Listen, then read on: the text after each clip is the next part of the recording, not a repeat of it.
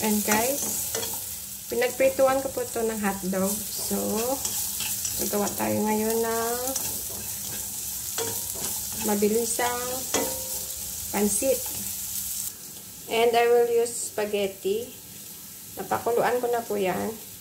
Meron din tayong magandang carrots, cabbage, binabad para hindi mapait. At ito ang hotdog natin.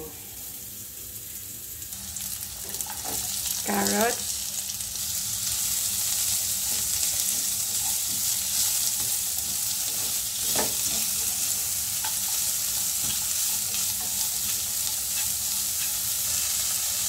asin,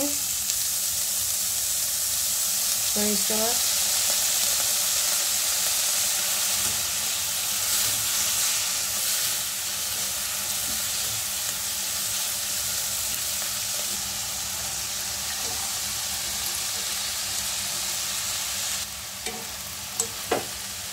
napakaraming cabbage.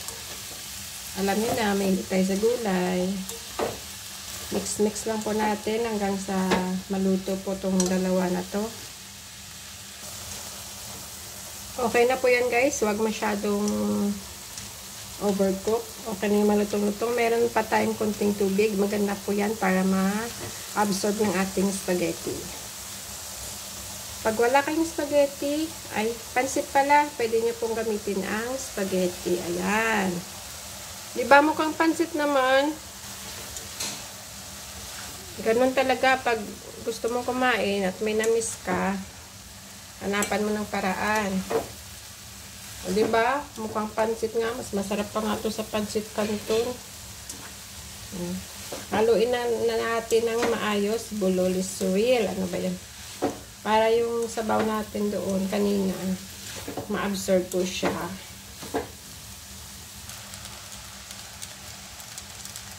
And ito ng ating sausage na pinirito kanina, ginisa natin.